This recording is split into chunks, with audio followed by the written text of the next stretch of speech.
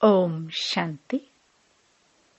4 दिसंबर 2024। बाबा के महावाक्य। मीठे बच्चे, सारा मदार याद पर है। याद से ही तुम मीठे बन जाएंगे। इस याद में ही माया की युद्ध चलती है। प्रश्न: इस ड्रामा में कौन सा राज बहुत विचार करने योग्य है, जिसे तुम बच्चे ही जानते हो? उत्तर: तुम जानते हो कि ड्रामा में एक पार्ट 2 बार बज ना सके।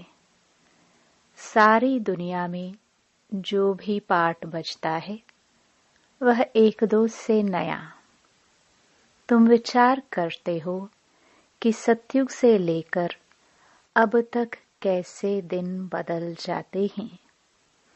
सारी एक्टिविटी बदल जाती है। आत्मा में 5000 वर्ष की एक्टिविटी का रिकॉर्ड भरा हुआ है, जो कभी बदल नहीं सकता। यह छोटी सी बात तुम बच्चों के सिवाय और किसी की बुद्धि में नहीं आ सकती। ओम शांति। रूहानी बाप रूहानी बच्चों से पूछते हैं, मीठे मीठे बच्चे, तुम अपना भविष्य का पुरुषोत्तम मुख, पुरुषोत्तम चोला देखते हो। यह पुरुषोत्तम संगम युग है ना। तुम फील करते हो कि हम फिर नई दुनिया सतयुग में इनकी वंशावली में जाएंगे, जिसको सुखधाम कहा जाता है। वहां के लिए ही तुम अभी पुरुषोत्तम बन रहे हो। बैठे बैठे यह विचार आना चाहिए। स्टूडेंट जब पढ़ते हैं तो उनकी बुद्धि में यह जरूर रहता है, कल हम यह बनेंगे। वैसे तुम भी जब यहाँ बैठते हो तो तुम भी जानते हो कि हम विष्णु की डायनास्टी में जाएंगे। तुम्हारी बुद्धि अब अलौकिक है और किसी मनुष्य की बुद्धि में यह बातें रमण नहीं करती होंगी। यह कोई कॉमन सत्संग नहीं है। यहाँ बैठे हो, समझते हो, सत बाबा जिसको शिव कहते हैं, हम उनके संग में बैठे हैं। शिव बाबा ही रचयिता है। वही इस रचना के आदि मध्य अंत को जानते हैं। वही यह नॉलेज देते हैं। जैसे कल की बात सुनाते हैं। यहाँ बैठे हो, यह तो याद होगा ना, हम आए हैं रेजुवेनेट होने, अर्थात यह शरीर बदल दैवी शरीर लेने।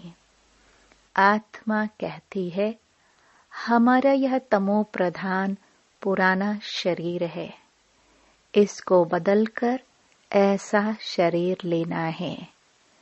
कितनी सहज एम ऑब्जेक्ट है। पढ़ाने वाला टीचर जरूर पढ़ने वाले स्टूडेंट से होशियार होगा ना। पढ़ाते हैं, अच्छे कर्म भी सिखलाते हैं। अभी तुम समझते हो, हमको ऊंचते ऊंच भगवान पढ़ाते हैं तो जरूर देवी देवता ही बनाएंगे। यह पढ़ाई है ही नई दुनिया के लिए। और किसको नई दुनिया का जरा भी पता नहीं है। यह लक्ष्मी नारायण नई दुनिया के मालिक थे। देवी देवताएं भी तो नंबरवार होंगे ना। सब एक जैसे तो हो भी न सके, क्योंकि राजधानी है ना। यह ख्यालात तुम्हारे चलते रहने चाहिए। हम आत्मा अभी पतित से पावन बनने के लिए पावन बाप को याद करते हैं। आत्मा याद करती है अपने स्वीट बाप को। बाप खुद कहते हैं, तुम मुझे याद करेंगे तो पावन सतो प्रधान बन जाएंगे। सारा मदार याद की यात्रा पर है।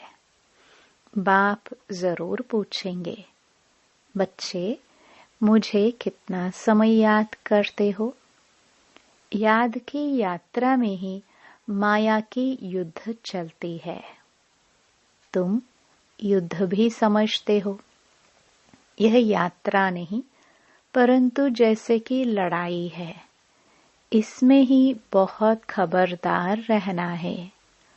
नॉलेज में माया के तूफान आदि की बात नहीं। बच्चे कहते भी हैं, बाबा हम आपको याद करते हैं, परंतु माया का एक ही तूफान नीचे गिरा देता है। नंबर 1 तूफान है देह अभिमान का, फिर है काम क्रोध लोभ मोह का।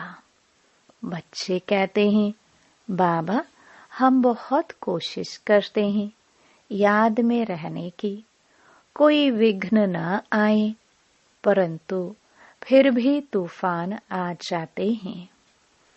आज क्रोध का, कभी लोभ का तूफान आया। बाबा आज हमारी अवस्था बहुत अच्छी रही, कोई भी तूफान सारा दिन नहीं आया, बड़ी खुशी रही। बाबा को बड़े प्यार से याद किया, स्नेह के आंसू भी आते रहे। बाबा की याद से ही बहुत मीठे बन जाएंगे। यह भी समझते हैं, हम माया से हार खाते खाते कहाँ तक आकर पहुँचे हैं, यह कोई समझते थोड़े ही हैं। मनुष्य तो लाखों वर्ष कह देते हैं या परंपरा कह देते। तुम कहेंगे हम फिर से अभी मनुष्य से देवता बन रहे हैं। यह नॉलेज बाप ही आकर देते हैं। विचित्र बाप ही विचित्र नॉलेज देते हैं। विचित्र निराकार को कहा जाता है। निराकार कैसे यह नॉलेज देते हैं? बाप खुद समझाते हैं, मैं कैसे इस तन में आता हूँ। फिर भी मनुष्य मूंझते हैं, क्या एक इसी तन में आएगा? परंतु ड्रामा में यही तन निमित्त बनता है, जरा भी चेंज हो नहीं सकती। यह बातें तुम ही समझकर और दूसरों को समझाते हो। आत्मा ही पढ़ती है, आत्मा ही सीखती सिखलाती है। आत्मा मोस्ट वैल्यूएबल है। आत्मा अविनाशी है, सिर्फ शरीर खत्म होता है। हम आत्माएं अपने परमपिता परमात्मा से रचता और रचना के आदि मध्य अंत के 84 जन्मों की नॉलेज ले रहे हैं। नॉलेज कौन लेते हैं? हम आत्मा। तुम आत्मा ने ही नॉलेजफुल बाप से मूल वतन सूक्ष्म वतन को जाना है। मनुष्यों को पता ही नहीं है कि हमें अपने को आत्मा समझना है। मनुष्य तो अपने को शरीर समझ उल्टे लटक पड़े हैं। गायन है, आत्मा सत चित आनंद स्वरूप है। परमात्मा की सबसे जास्ती महिमा है।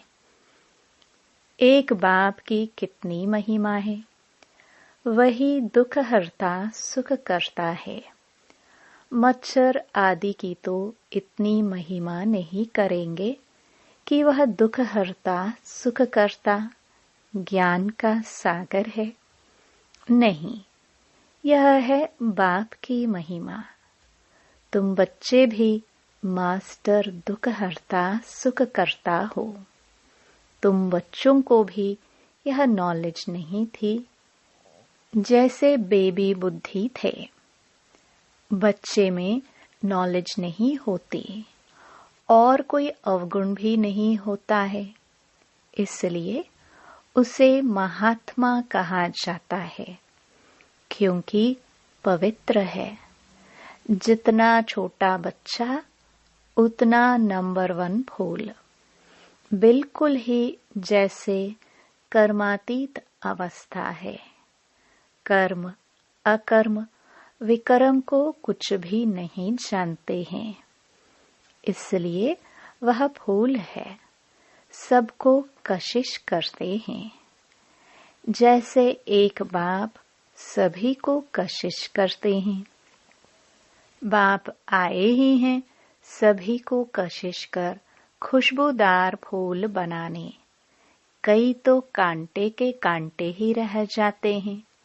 5 विकारों के वशीभूत होने वाले को कांटा कहा जाता है।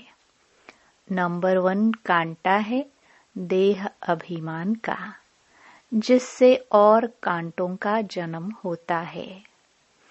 कांटों का जंगल बहुत दुख देता है। किस्म किस्म के कांटे जंगल में होते हैं ना, इसलिए इसको दुखधाम कहा जाता है। नई दुनिया में कांटे नहीं होते, इसलिए उसको सुखधाम कहा जाता है। शिव बाबा फूलों का बगीचा लगाते हैं। रावण कांटों का जंगल लगाता है, इसलिए रावण को कांटों की झड़ियों से जलाते हैं और बाप पर फूल चढ़ाते हैं। इन बातों को बाप जाने और बच्चे जाने और न जाने कोई। तुम बच्चे जानते हो, ड्रामा में एक पार्ट 2 बार बज ना सके। बुद्धि में है सारी दुनिया में जो पार्ट बजता है वह 1-2 से नया। तुम विचार करो, सतयुग से लेकर अब तक कैसे दिन बदल जाता है। सारी एक्टिविटी ही बदल जाती है। 5000 वर्ष की एक्टिविटी का रिकॉर्ड आत्मा में भरा हुआ है। वह कभी बदल नहीं सकता। हर आत्मा में अपना अपना पार्ट भरा हुआ है। यह छोटी सी बात भी कोई की बुद्धि में आ ना सके। इस ड्रामा में पास्ट, प्रेजेंट और फ्यूचर को तुम जानते हो। यह स्कूल है ना। पवित्र बन बाप को याद करने की पढ़ाई बाप पढ़ाते हैं। यह बातें कभी सोची थी कि बाप आकर ऐसे पतित से पावन बनाने की पढ़ाई पढ़ाएंगे। इस पढ़ाई से ही हम विश्व के मालिक बनेंगे। भक्ति मार्ग के पुस्तक ही अलग हैं, उसको कभी पढ़ाई नहीं कहा जाता है। ज्ञान के बिना सद्गति हो भी कैसे। बाप बिना ज्ञान कहाँ से आए जिससे सद्गति हो। सद्गति में जब तुम होंगे तब भक्ति करेंगे? नहीं, वहाँ है ही अपार सुख। फिर भक्ति किस लिए करे? यह ज्ञान अभी ही तुम्हें मिलता है। सारा ज्ञान आत्मा में रहता है। आत्मा का कोई धर्म नहीं होता। आत्मा जब शरीर धारण करती है, फिर कहते हैं फलाना इस धर्म का है। आत्मा का धर्म क्या है? एक तो आत्मा बिंदी मिसल है और शांत स्वरूप है। शांति धाम में रहती है। अभी बाप समझाते हैं, सभी बच्चों का बाप पर हक है। बहुत बच्चे हैं जो और धर्मों में कन्वर्ट हो गए हैं, वह फिर निकलकर अपने असली धर्म में आ जाएंगे। जो देवी देवता धर्म छोड़ दूसरे धर्म में गए हैं, वह सभी पत्ते लौट अपनी जगह पर आ जाएंगे। तुम्हें पहले पहले तो बाप का परिचय देना है। इन बातों में ही सब मुंझे हुए हैं। तुम बच्चे समझते हो अभी हमें कौन पढ़ाते हैं? बेहद का बाप। श्री कृष्ण तो देहधारी है। इनको ब्रह्मा बाबा को भी दादा कहेंगे। तुम सब भाई भाई हो ना।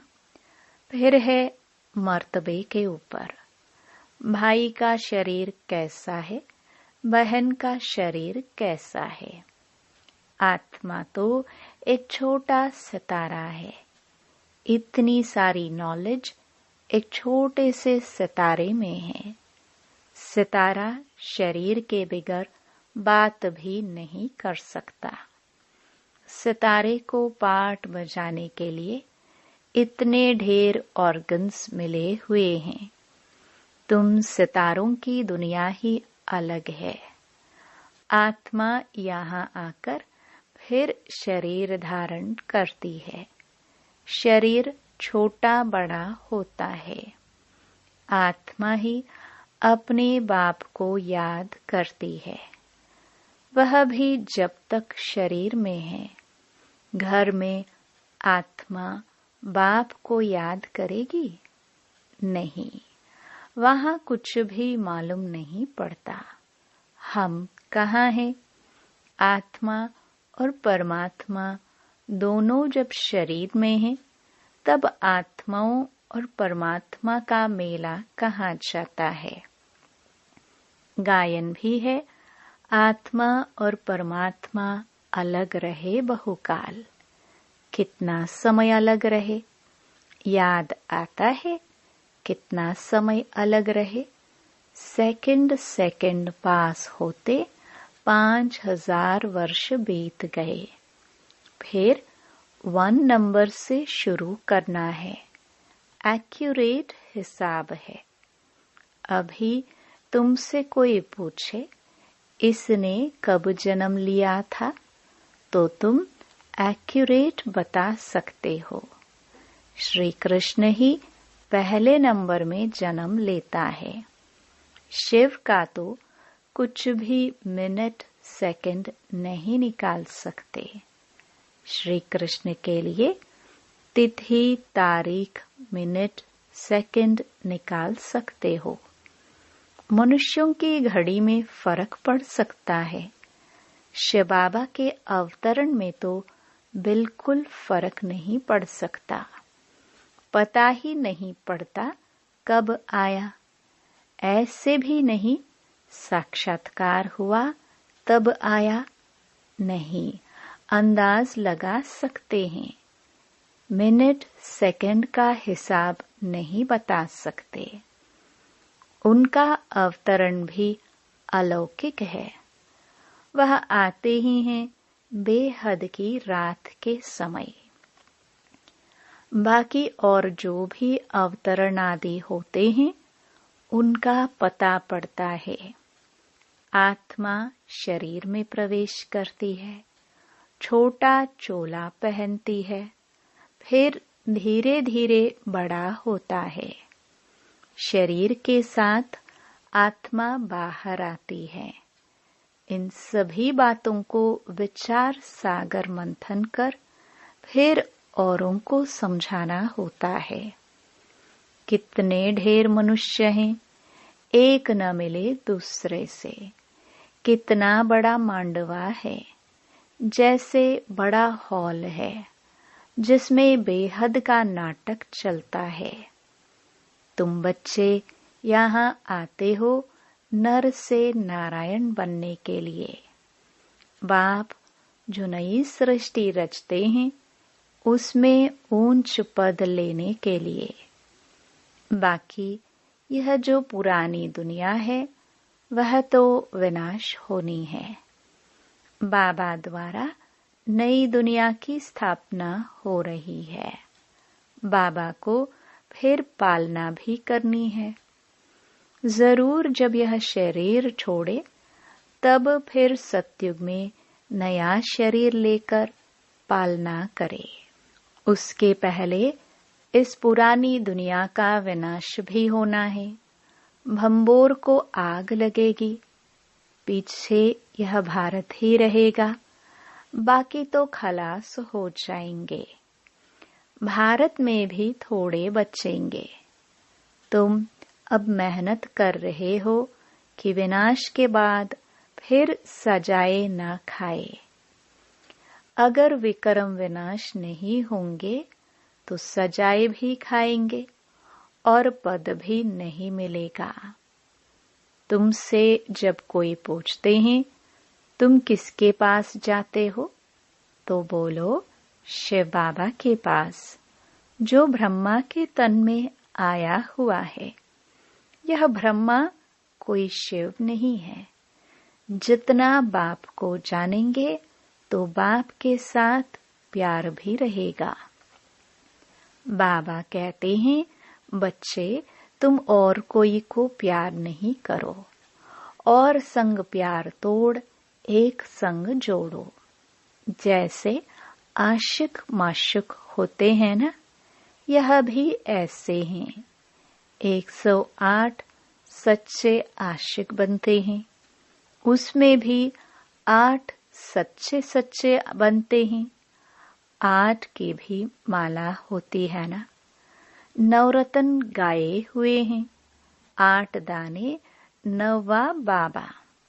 मुख्य हैं 8 देवताएं, फिर 16,108 शहजादे शहजादियों का कुटुंब बनता है त्रेता अंत तक। बाबा तो हथेली पर बहिश्त दिखलाते हैं। तुम बच्चों को नशा है कि हम तो सृष्टि के मालिक बनते हैं। बाबा से ऐसा सौदा करना है। कहते हैं कोई विरला व्यापारी यह सौदा करे। ऐसे कोई व्यापारी थोड़े ही है। तो बच्चे ऐसे उमंग में रहो, हम जाते हैं बाबा के पास। ऊपर वाला बाबा दुनिया को मालूम नहीं है। वो कहेंगे कि वह तो अंत में आता है। अब वही कलयुग का अंत है। वही गीता महाभारत का समय है। वही यादव जो मुसल निकाल रहे हैं। वही कौरवों का राज्य और वही तुम पांडव खड़े हो। तुम बच्चे अभी घर बैठे अपनी कमाई कर रहे हो। भगवान घर बैठे आया हुआ है। इसलिए बाबा कहते हैं कि अपनी कमाई कर लो। यही हीरे जैसा जन्म अमोलक गाया हुआ है। अब इसको कौड़ी बदले खोना नहीं है। अब तुम इस सारी दुनिया को राम राज्य बनाते हो। तुमको शिव से शक्ति मिल रही है। बाकी आजकल कईयों की अकाले मृत्यु भी हो जाती है। बाबा बुद्धि का ताला खोलता है और माया बुद्धि का ताला बंद कर देती है। अब तुम माताओं को ही ज्ञान का कलश मिला हुआ है। अबलाओं को बल देने वाला वह है। यही ज्ञान अमृत है। शास्त्रों के ज्ञान को कोई अमृत नहीं कहा जाता है। अच्छा, मीठे मीठे सिखिलदे बच्चों प्रति मात पिता बाप दादा का याद प्यार और गुड मॉर्निंग। रूहानी बाप की रूहानी बच्चों को नमस्ते। धारणा के लिए मुख्य सार। पहला, एक बाप की कशिश में रहकर खुशबूदार फूल बनना है। अपनी स्वीट बाप को याद कर देह अभिमान की कांटे को जला देना है। दूसरा, इस हीरे तुल्य जन्म में अविनाशी कमाई जमा करनी है। कौड़ियों के बदले इसे गंवाना नहीं है। एक बाप से सच्चा प्यार करना है। एक के संग में रहना है। वरदान, ब्राह्मण जीवन में सदा खुशी की खुराक खाने और खुशी बांटने वाले खुश नसीब भव। इस दुनिया में आप ब्राह्मणों जैसा खुश नसीब कोई हो नहीं सकता, क्योंकि इस जीवन में ही आप सबको बाप दादा का दिल तख्त मिलता है। सदा खुशी की खुराक खाते हो और खुशी बांटते हो।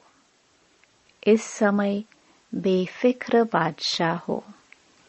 ऐसी बेफिक्र जीवन सारे कल्प में और किसी भी युग में नहीं है।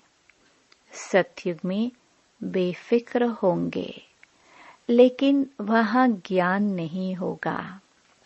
अभी आपको ज्ञान है, इसलिए दिल से निकलता है, मेरे जैसा खुशनसीब कोई नहीं।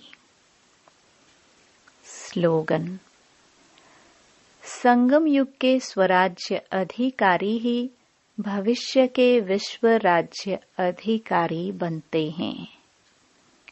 ओम शांति।